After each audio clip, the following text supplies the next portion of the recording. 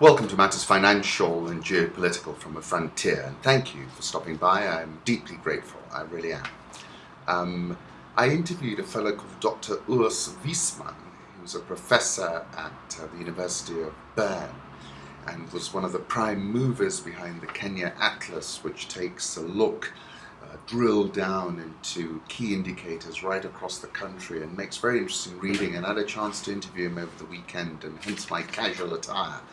But that link is up on the website. And it's very interesting what he had to say, actually. Home thoughts, I go back to one of my favorite writers, Mikhail Lermontov, a hero of our time, Un héros de notre temps, it's called. In the first place, his eyes never laughed when he laughed.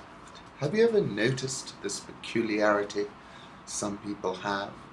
It is either the sign of an evil nature or of a profound and lasting sorrow.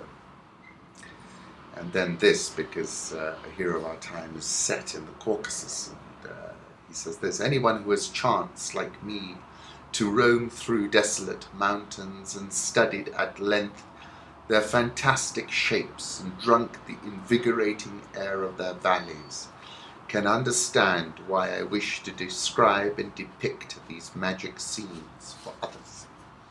I'll put up a photograph of Kilimanjaro that I took this year as we flew over it. Political reflections: Japanese PM to seek fresh mandate for Abenomics with a snap poll. Said this on Tuesday: call an early election to seek a fresh mandate for his economic policies and postpone an unpopular sales tax rise. World's third biggest economy unexpectedly shrank for a second consecutive quarter in July to September. The Prime Minister returned to power in December 2012, and he said, I am aware that critics say Abenomics is a failure and not working, but I have not heard one concrete idea of what to do instead. Are our economic policies mistaken or correct? Is there another option? He asked at a televised news conference. This is the only way to end deflation and revive the economy. I think he'll win this election. But, you know, the Japanese are pushing on a string. The amount of stimulus and the total debt is phenomenal. Putin said 2 rounds of NATO expansion in Central and Eastern Europe had been significant geopolitical game changers that forced Russia to respond. And Lavrov, and they've set up a new news agency called Sputnik. Lavrov said he's going to ignore Obama's statement putting Russia in the same basket with terrorism and Ebola. And then someone's tweeting that Angela Merkel has a known fear of dogs, and apparently every time Putin comes to meet her, he brings his dogs. And I'll put up that photograph. That was a tweet from Costallissimo. Charles Frith tweeted, the West is silent as Libya falls into the abyss. And if you look at the photograph is posted, you'll see what he's saying, and it takes me back to Gaddafi. Gaddafi's body in a freezer, what's the message? And who's in charge of the messaging, I asked, and I said, through the fog of real time and raw footage, I note a very powerful message. Don't FUCK with us, because you will end up dead, and a trophy souvenir in a fridge. The problem is there was no roadmap for the aftermath, and it just descended into chaos. Netanyahu promised to settle the score with every terrorist after the attack in Jerusalem. The Israeli Prime Minister Benjamin Netanyahu has vowed to win a battle for Jerusalem after 4 rabbis and a policeman were killed in a frenzied attack on a synagogue. Conclusions are, you know, Jerusalem, if you can imagine, is probably the most emotive city in the world for various religions, and therefore I think, you know, that comment about information warfare struggles, hatred, jealousy, greed, emotions rather than strategy, will set the terms of information warfare struggles. And I think in that regard, Jerusalem is like the laboratory experiment. This information warfare will not be couched in the rationale of geopolitics, the author suggests, but will be spawned like any Hollywood drama, out of raw emotions, hatred, jealousy, greed, emotions rather than strategy. I think Jerusalem is a classic example of that. Global Research, which is sort of it's a counter, whatever you want to call it, website, very interesting, saying the MH17 satellite photos, who can be trusted? And that remains an open question for me as well. Euro 125.35, back above 125. Dollar index 87.71. Japanese yen, when I checked last, 117.51, which is a fresh 9-year low, I think. But I can't confirm that. At least a 7-year low. Swiss franc 0.9579. Pound 156.48. Aussie 0.8636. So the pound and the Aussie a bit softer. Indo-Rupee near 61.915. South Korean won well over 1100 now at 1108.16. Rial a little bit firmer, 258.25. Egyptian pound 714.50. And the rand 1102.27. I think the rand hits to 12. Dollar index, I'll put up a 3-month chart. I think it's headed higher, as I've done for a long time. Euro dollar, a little bit of a short covering bounce. It's bounced off this key level around 124. My target remains 1 in 2015. Gold had a big short covering rally and is just below 1200 at 1199.245. I think that it's actually headed below 1,000 in 2015. Crude oil, $74.46. I think OPEC will do squat and oil will tank again. And I wrote about this on the 13th of October when I said conditions are optimal for a complete washout, down as far as $50 a barrel. Markets overshoot, crude oil does it big time, and any and every model needs to consider such a price outcome. I'll put up a 6-month chart of crude oil as well, and you can see trend remains lower. Arion projects the AS2 will shave more than 4 hours off the 10 hours and 25 minutes it now takes to fly from San Francisco to Tokyo. This is Business Week. I'll put up an image of this new plane. Let's move to Sub-Saharan Africa. Deloitte put out some interesting research. They're saying Africa's economy is to grow 50% by 2019 on a demand-led jump, which would put the Africa's GDP at 3.7 trillion by 2019, talking about emerging middle class, increased household demand, rising consumer demand aligned with annual growth of around 8% is likely to add around $1.1 trillion to African GDP by 2019, with Ethiopia, Uganda, Mozambique amongst the fastest expanding markets. Sub-Saharan Africa is forecast to grow 5% this year. Middle-class households in 11 leading economies in the region are set to expand to about 40 million by 2030, the biggest growth seen in Nigeria.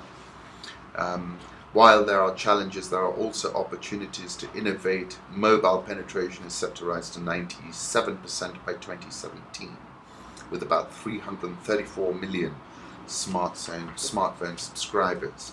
And the name of the report is a 21st Century View, the Deloitte Consumer Review.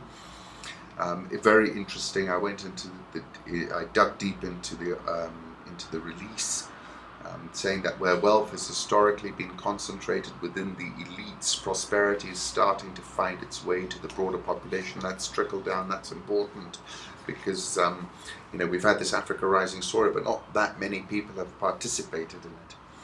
Rising number of households with discretionary spending means that Africa's consumer market is growing fast. Indeed, the share of consumer-facing industries in FDI has risen continuously over the past 10 years, fueled by rising demand from the emerging middle class.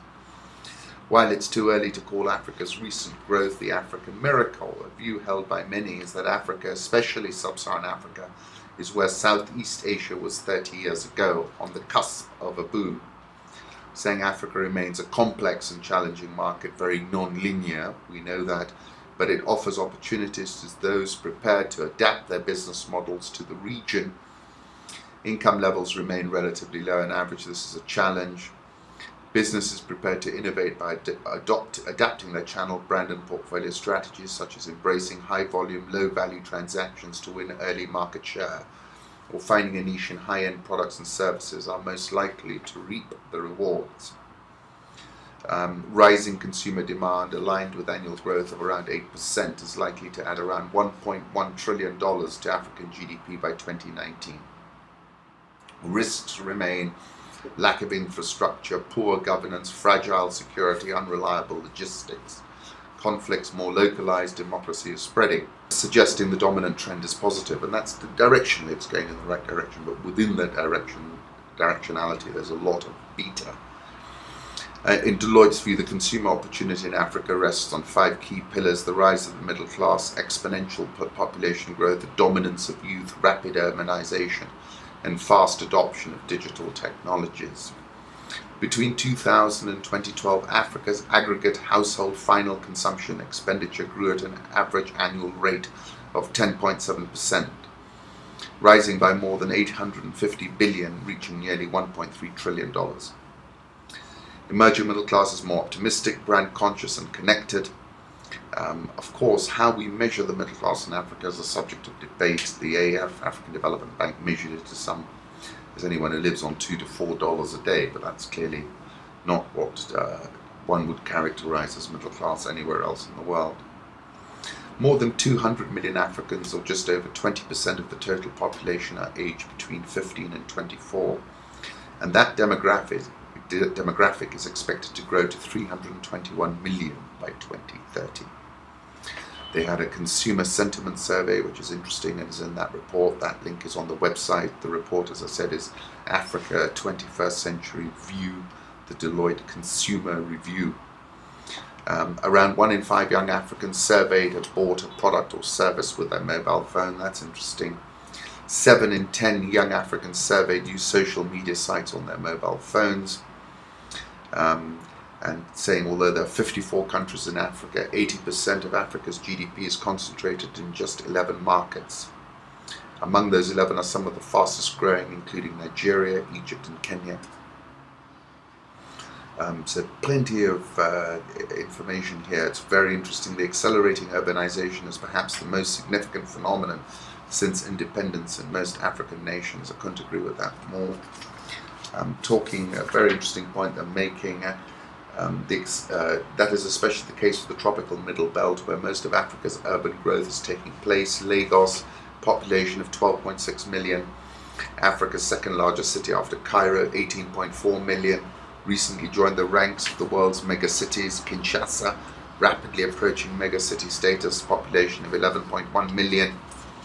Given the disparity between urban and rural areas, new megacities could be considered national markets in their own right, requiring specific strategies to meet local demand. And that speaks to metropolitan economies, and I've spoken to that point before.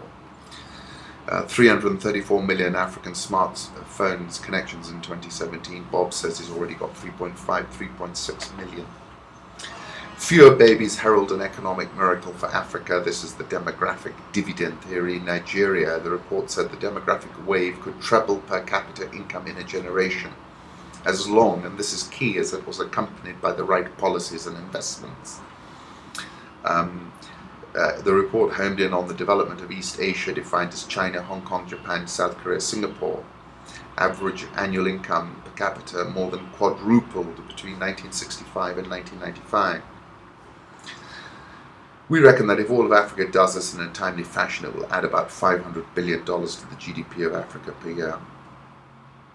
And my point, which I made about Ouagadougou, I said what's clear is that a very young, very informed, very connected African youth demographic, many characterize it as a demographic dividend, however morphed into a demographic terminator for beautiful Blaise Compaoré. Michel Kafando was sworn in as transitional president of Burkina Faso on Tuesday. He will be barred from standing at the elections. Our country will never be a banana republic. Our eyes are open and things will never be the same, he said. We will scrupulously respect the political order in this country. And returning to my article about Ouagadougou's signal to Sub-Saharan Africa, the preeminent point for me is that protests in Burkina Faso achieved escape velocity. CNBC Africa, gas found in Mozambique could place them as the 3rd largest liquefied natural gas exporter in the world. You could potentially compare Mozambique to Qatar in the Middle East maybe 30 years ago, when they made those huge discoveries and when they became the largest LNG exporter in the world. That's Deloitte again. You remember on the 2nd of June 2014, I said Mozambique could be the next Qatar. I'll put up a photograph of the evening taken in Maputo when I was there for the IMF conference. South African oil shares up 8.89% year to date. Dollar rand just back near 11.0216. Egyptian pound where it's been, the 715 level. Egyptian stock market is up 35.31% year to date, and 634 points below a more than 6-year high from the 30th of September. Nigerian oil share fell 1.67% yesterday. Currency came under pressure.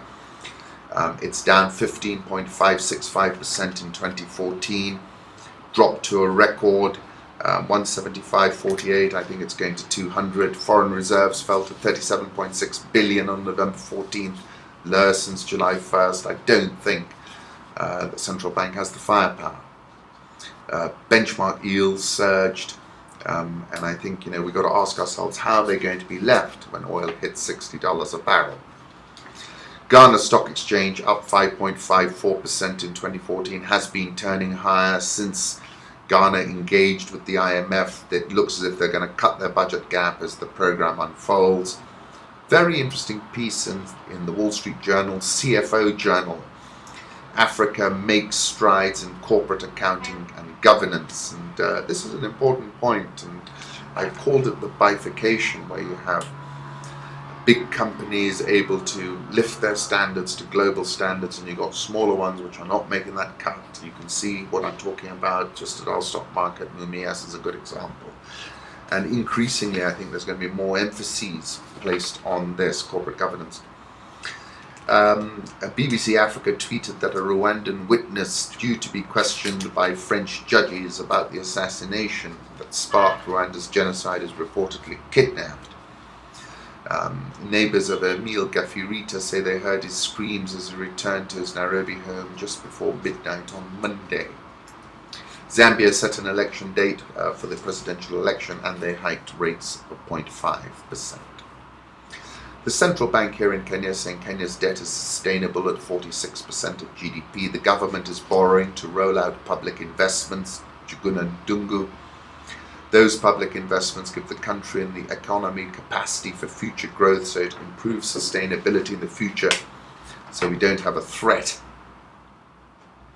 Debt was previously estimated at more than 50% of GDP until September, but that rate fell after Kenya rebased its economy, estimating GDP at 25% bigger than previously thought.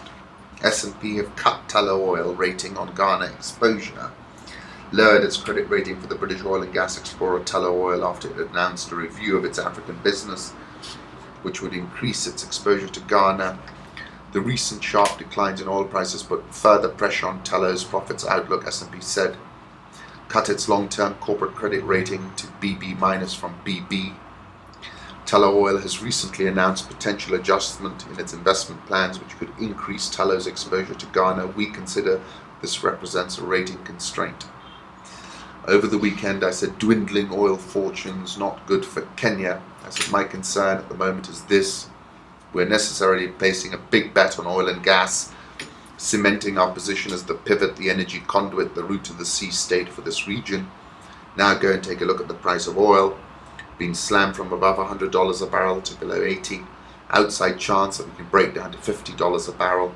Share prices of oil companies: Tullow is down 45.84%, Africa Oil down 60.67%. Markets are signaling loud and clear that the economics have changed, and how. Both Tullow and Africa Oil are exploration companies. They find the oil and then they typically go and find a big major with deep pockets to exploit the oil. It is imperative that we see the majors step in. Otherwise, the can will get kicked down the road. The consequential effects on our economy of the can being kicked down the road are not good at all. Kenyan youths killed 3 on the coast after police raid mosques. They've also apparently raided another one this morning. Group of youths with machetes, knives killed 3 people on Kenya's coast after police raided 2 mosques that officials said were used to recruit Islamist militants, police said on Tuesday. At least 2 of the 3 were Christian. 10 youths chanting Allahu Akbar, or God is the greatest, killed a shopkeeper who tried to close his store in case of a riot. Kenya has been trying to break up the militant networks that it blames for a series of attacks on its coast and the port city of Mombasa, saying many of the recruits have been inspired by Al-Qaeda-linked Somali Islamist group Al-Shabaab. Mombasa County Police Commander Robert Kitor said the youths had killed 2 other men when they attacked people on public transport. 2 more people were wounded. We have launched an operation which is still ongoing, and so far we have arrested 16 suspects. And I wrote about this in September 2012 when I said my concern remains that what appear like uncorrelated spikes and paroxysms of violence conflate, become broad-based and amplify. I also said coast problems are deeper than riots, and that was in 2012, and it hasn't got any better. And I'll put up a photograph of Diani, where I'm hoping to spend Christmas and New Year. Kenya shilling back above 1990.106. Nairobi all share 1.523% below an all-time record set in September this year, up 19.2316%. NSE20 has been soft of late, up 3.694% this year, 298 points below a 6-year high reached in September. And then sad news really, Kenya's coffee production at a time when coffee prices are at records in the 12 months through September may drop 10% to 45,000 metric tons from 50,000 tons a year earlier due to a lower crop cycle. The stock market has been on it's been on an easing tack for 2 days. Safaricom, of course, hit records recently and lifted that index. But if you want to follow the stock market, just register at rich.co.ke, get a password, go to Rich Live, stick it up on your PC, and you can watch it. Because, one of my favourite books, Lefebvre says you've got to watch the tape, otherwise you don't know anything. And that's why I made it free, and you're most welcome to come and use it. And if you've got any issues, tweet me up or get hold of Martin, and we'll help you out. Once again, thank you for stopping by.